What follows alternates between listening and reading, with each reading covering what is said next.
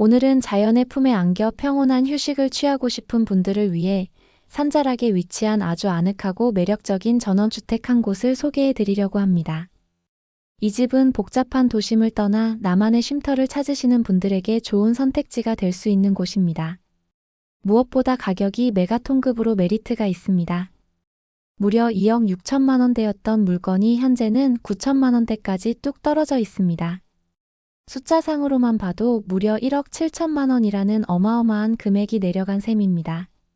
아마 이 이야기를 들으시면 세상에 왜 이렇게까지 떨어졌지? 하고 의아해하실 분들이 많으실 겁니다. 세상에 이유 없는 결과는 없듯이 이렇게 파격적인 가격이 된 데에는 분명 그만한 사정이 숨어 있습니다. 그 구체적인 이유와 주의 깊게 살펴보셔야 할 점들은 제가 영상 중간중간 상세하게 짚어드릴 테니 차근차근 끝까지 시청해 보시면 큰 도움이 되실 겁니다.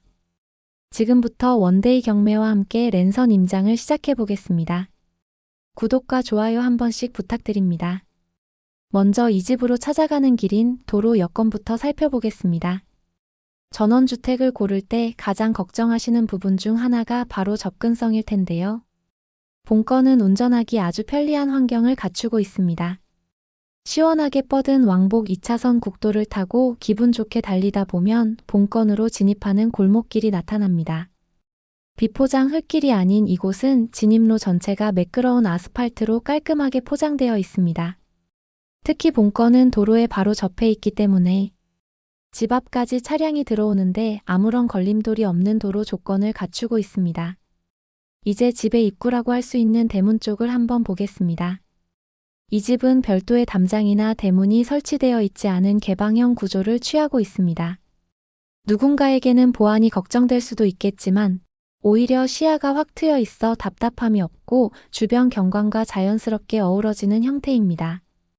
시내와는 조금 떨어져 있어 한적하고 여유로운 분위기를 그대로 느낄 수 있습니다. 대문이 따로 없다 보니 차를 타고 들어와서 멈출 필요 없이 곧장 현관문 앞까지 쭉 진입할 수 있다는 편리함이 있습니다. 주차 공간에 대해서도 궁금하실 텐데요. 별도로 구획된 정식 주차장은 마련되어 있지 않지만 전혀 걱정하실 필요가 없습니다. 방금 말씀드린 것처럼 현관 쪽으로 진입하면 차를 세울 수 있는 넉넉한 빈 공간이 확보되어 있습니다. 이 공간에 차를 편하게 주차하시면 됩니다. 다음으로 주택의 외관과 구조를 찬찬히 보겠습니다. 이 집의 가장 큰 특징은 지형을 아주 영리하게 활용했다는 점입니다. 본건은 오르막길 중턱에 자리를 잡고 있습니다. 집터의 안정감을 높이기 위해 보강토 옹벽을 아주 높고 튼튼하게 쌓아 올렸고 그 평평해진 대지 위에 집이 앉아 있는 형국입니다.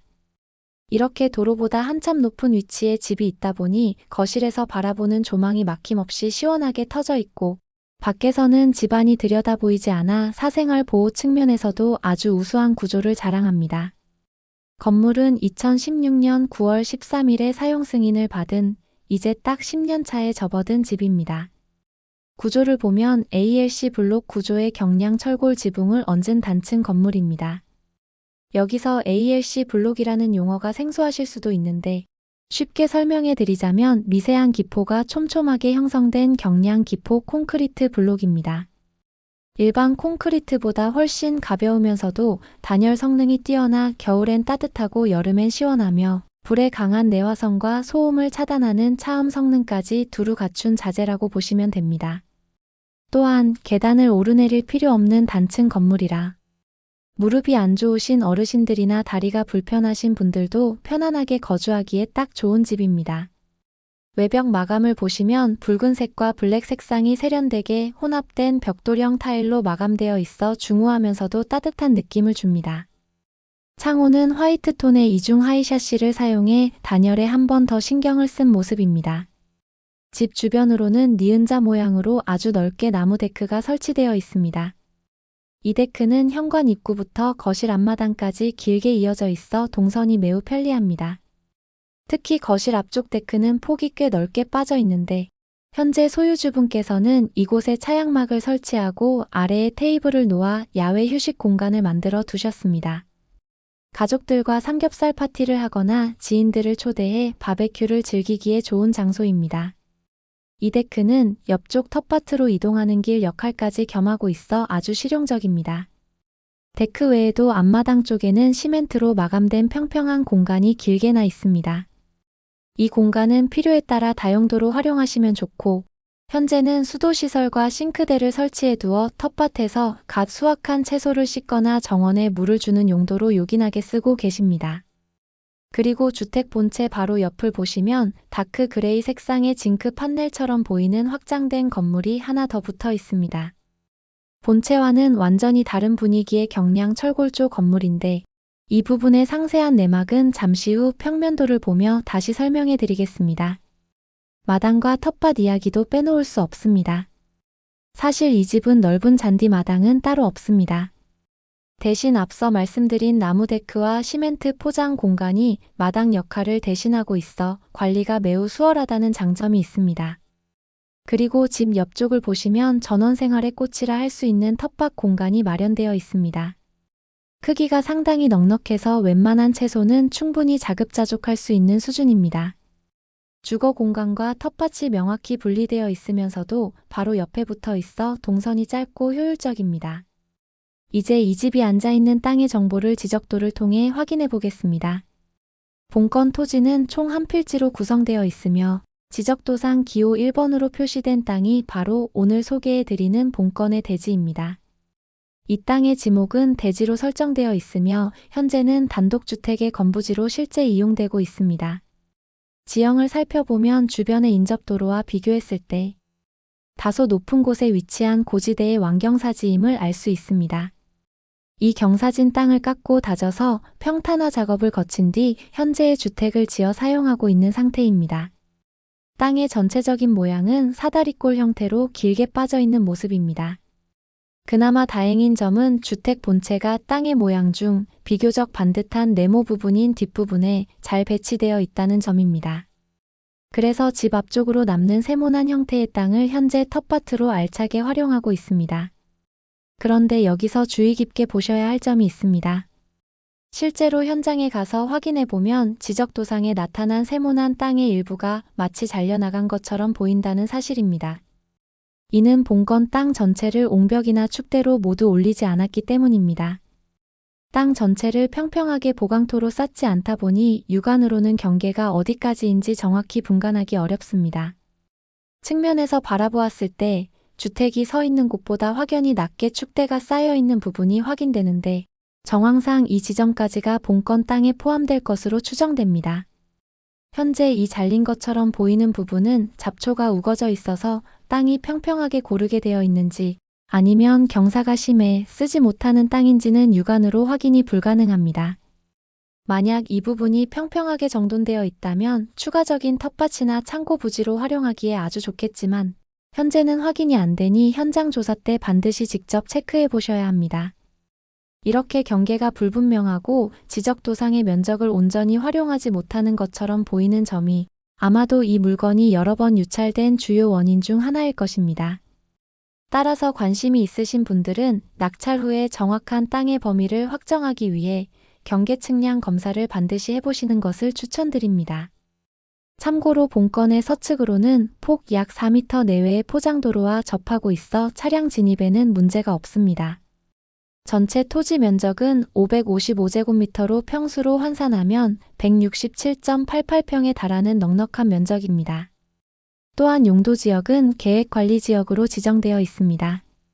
건물 내부 구조를 알 수 있는 평면도를 함께 보시겠습니다.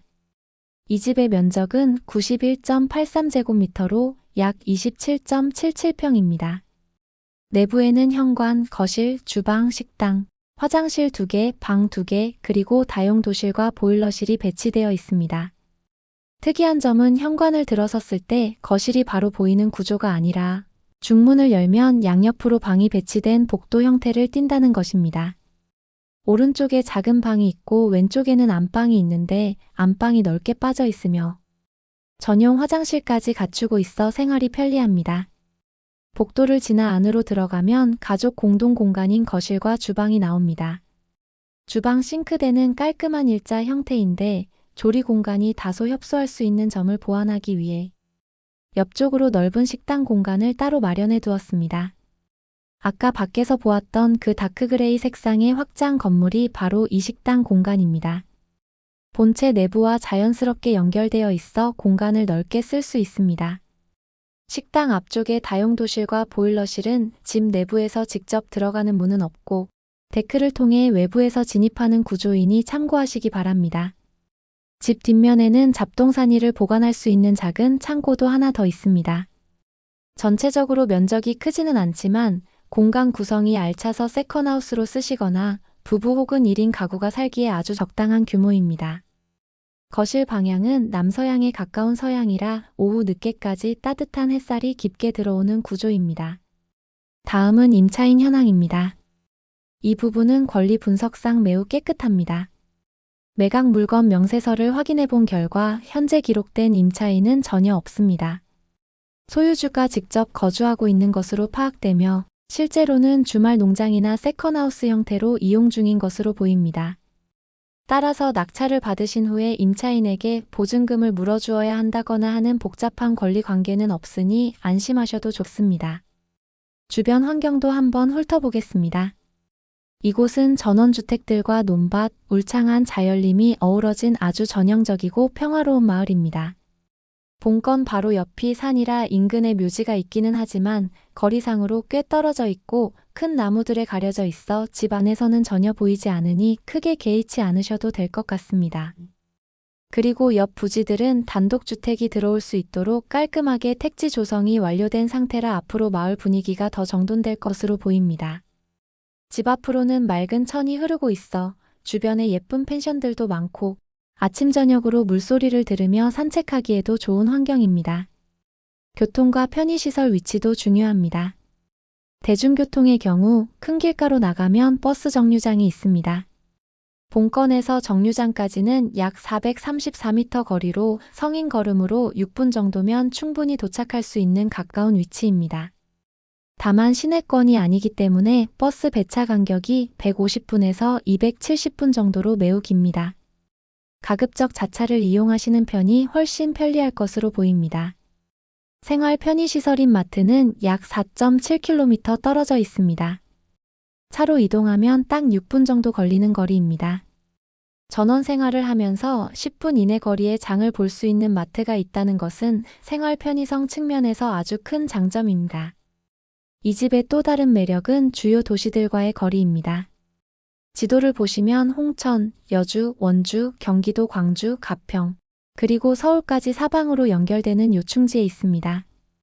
홍천까지는 홍천군청 기준 33km로 자차 32분 소요됩니다. 여주까지는 여주시청 기준 35km로 자차 46분 소요됩니다.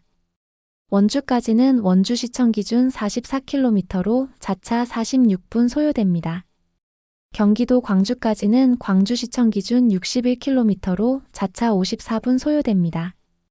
가평까지는 가평군청 기준 63km로 자차 1시간 11분 소요됩니다. 서울까지는 잠실역 기준 65km로 자차 1시간 소요됩니다. 서울에서 1시간 거리에 이런 아늑한 집을 가질 수 있다는 건 주말용 세컨하우스를 찾으시는 분들에게 정말 매력적인 조건입니다. 물건 정보입니다. 종목은 단독주택이며 사건 번호는 2024 타경 3261입니다. 감정가는 2억 6,364만 8,100원에 책정되었습니다.